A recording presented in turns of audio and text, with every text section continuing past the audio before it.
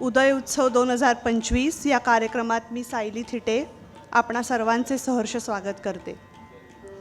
आजचा हा कार्यक्रम म्हणजे परंपरा आणि नवचैतन्य याचा सुंदर संगम। इथे शास्त्रीय कला फुलते, नवे सूर उमटतात आणि रसिक मंत्रमुग्ध होतात। सुरुवात तर तुम्ही पाहिलीच कशी छान संगीतमय होतीये, त्यामुळे कार्यक्रम आपोआपच बहरत जाईल।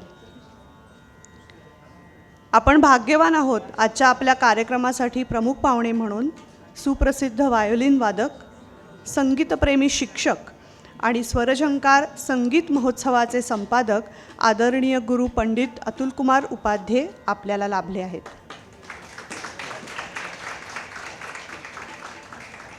मी त्यांचे सर्वांच्या वतीने आदरपूर्वक स्वागत करते। थोडं त्यांच्याविषयी मी काही सांगणं म्हणजे खरं तर लहान तोंडी मोठा घास घेण्यासारखं आहे। काही उणीव भासल्यास राहिल्यास मोठ्या मनाने माफ करावं ही स्नेहपूर्ण विनंती। गुरुपंडित अतुलकुमार उपाध्ये वयाच्या 4थ्या वर्षापासून व्हायोलिन हातात घेतलेलं हे असामान्य व्यक्तिमत्व केवळ भारतीयच नाही तर पाश्चात्य संगीत शैलीतही निपुण आहेत। गेली 50 वर्ष ते उत्कृष्ट सोलो वादक, साथीदार, संगीत दिग्दर्शक आणि लेखक म्हणून कार्यरत आहेत। त्यांनी जगभरात संगीत मैफिली घेतल्या आहेत, उदाहरणार्थ अमेरिका, इंग्लंड, जर्मनी, फ्रान्स, अगदी इटलीपर्यंत सुद्धा। द मॅजिक ऑफ 4 स्ट्रिंग्स सारख्या अल्बमपासून ते पार्सेकर नावाचं व्हायोलिन या पुस्तकापर्यंत त्यांच्या सर्जनशीलतेचा आवाका फार मोठा आहे। त्यांच्या स्वरझंकार महोत्सवाच्या माध्यमातून अनेक नवोदित कलाकारांना व्यासपीठ लाभलं आहे। संगीत शिक्षणातही त्यांचं योगदान तितकंच मोठं आहे। पुण्याच्या व्हायोलिन अकॅडमीचे ते संस्थापक असून ललित कला केंद्रात ते गेली 25 वर्ष अभ्यासक्रम रचत आहेत। आजच्या या कार्यक्रमात त्यांच्या उपस्थितीने आमचा गौरव वाढला आहे, त्यामुळे आपण टाळ्यांच्या कडकडाटात त्यांचं स्वागत करूयात।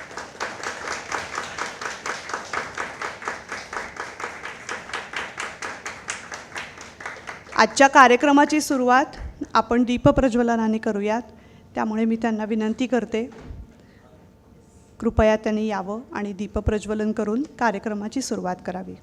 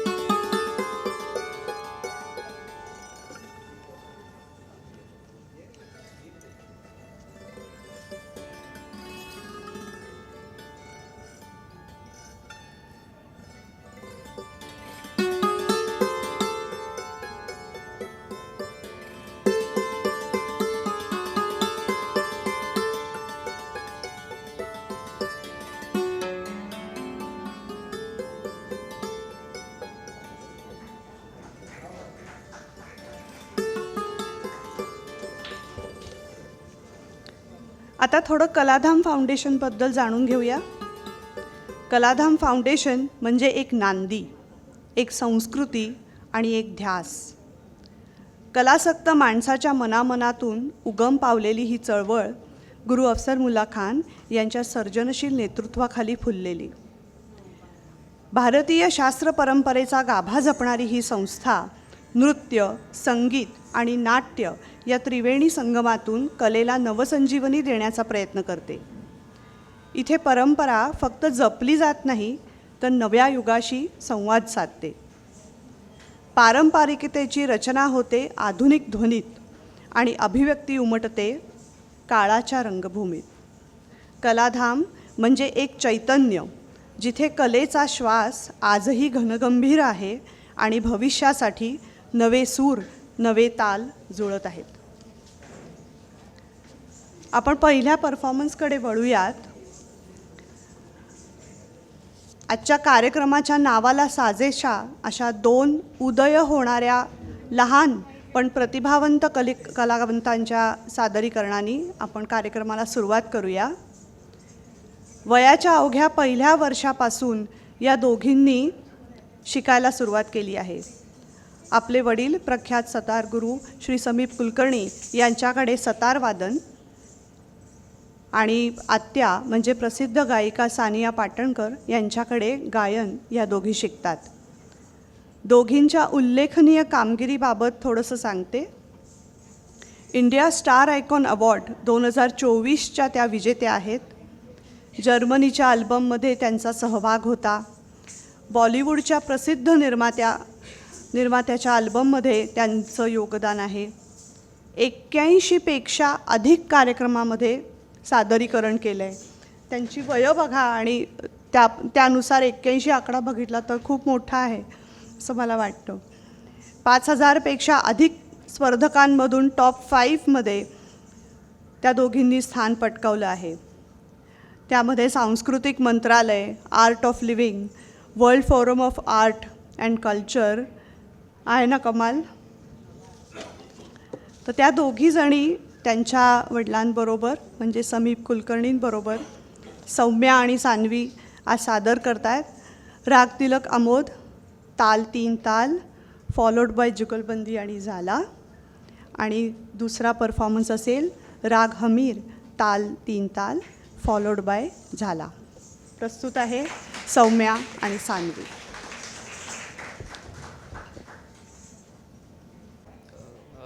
पंडित उपाध्याय यांच्या समोर वादन सादर करायची संधी मिळते. आम्ही खूप कृतकृत्य आहोत. आणि कलाधाम फाउंडेशनला पण धन्यवाद, अफसर खान यांना पण धन्यवाद, शिल्पाजींना पण धन्यवाद. तर एक 10 मिनटाचा वेळ आहे तर 5 मिनटाच्या 2 कंपोजिशन वाजवतो.